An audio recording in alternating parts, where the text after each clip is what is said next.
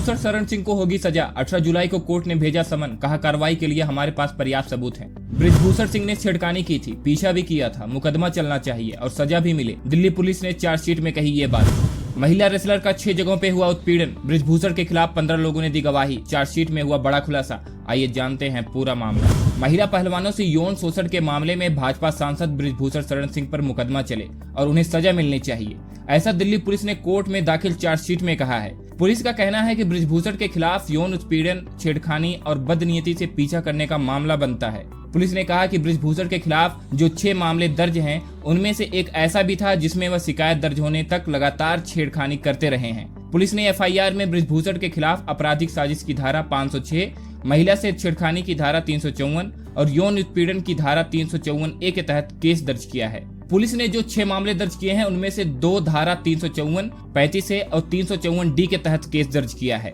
वहीं बाकी 4 केसों में सेक्शन 354 और 354A लगाए हैं। यदि इन मामलों में बृजभूषण शरण सिंह दोषी पाए जाते हैं तो उन्हें कम से कम 5 साल की सजा मिल सकती है। इंडियन एक्सप्रेस की रिपोर्ट के मुताबिक पुलिस ने कुल 108 गवाहों के बयान दर्ज किए हैं और उसके बाद ये चार्जशीट दाखिल की है। इनमें से 15 गवाहों ने भाजपा सांसद पर लगे आरोपों को सही बताया है, जिसमें रेफरी, पहलवान और कोच भी शामिल है। पुलिस ने इन गवाहों के बयान के आधार पर कहा कि बृजभूषण पर मुकदमा चलाया जाना चाहिए और उन्हें दंडित भी किया जाना चाहिए। इस बीच 18 जुलाई को इस मामले में बड़ा घटनाक्रम हो सकता है। दिल्ली के राउज एवेन्यू कोर्ट ने बृजभूषण शरण सिंह को समन जारी किया है, जिसमें कहा गया है कि मामले को आगे बढ़ाने के लिए उनके पास पर्याप्त सबूत हैं और उन्हें 8 जुलाई को कोर्ट में पेश होना है। आपको बता दें कि शुरुआत में बृजभूषण शरण सिंह के खिलाफ कुल 7 महिला पहलवानों ने शिकायत दर्ज की थी, लेकिन बाद में एक नाबालिग पहलवान ने अपनी शिकायत वापस ले ली थी। इसके चलते भाजपा सांसद को बड़ी राहत मिली है, वरना उनके खिलाफ पॉक्सो एक्ट के तहत कार्रवाई हो सकती थी। आपकी जानकारी के लिए बता दें कि सांसद के खिलाफ विनेश फोगाट, साक्षी मलिक और बजरंग पुनिया जैसे पहलवानों ने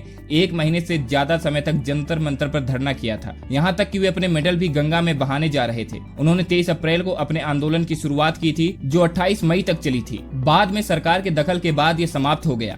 इस आंदोलन को समाप्त कराने में होम मिनिस्टर अमित शाह की अहम भूमिका थी। उन्होंने पहलवानों को अपने घर पर बुलाकर बात की और उन्हें कार्रवाई का भरोसा दिया था। इसके अलावा अनुराग ठाकुर ने भी भरोसा दिलाया था कि इस मामले में 15 जून तक चार्जशीट दाखिल हो जाएगी। अब एक नजर इस बात पर डाल लेते हैं कि बृजभूषण का पिछला जीवन कैसा रहा और कब वो कैसे राजनीति में आए। बृजभूषण सिंह की गिनती दबंग नेताओं में होती है। वे उत्तर प्रदेश के गोंडा के रहने वाले हैं और कैसरगंज लोकसभा निर्वाचन क्षेत्र से भारतीय जनता पार्टी के सांसद भी हैं। छात्र जीवन से ही राजनीतिक तौर पर बेहद सक्रिय रहे। बृजभूषण शरण सिंह का युवा जीवन अयोध्या के अखाड़े में गुजरा। पहलवान के तौर पर वे खुद को शक्तिशाली कहते हैं। कॉलेज के दौर में ही वे छात्र संघ के अध्यक्ष चुने गए थे और यहाँ से शुरू हुआ उनका सक्रिय राजनीतिक जीवन। 1991 में पहली बार लोकसभा के लिए चुने जाने वाले बृजभूषण सिंह 1999, 2004, 2009, 2014 और फिर 2019 में भी लोकसभा के लिए चुने गए।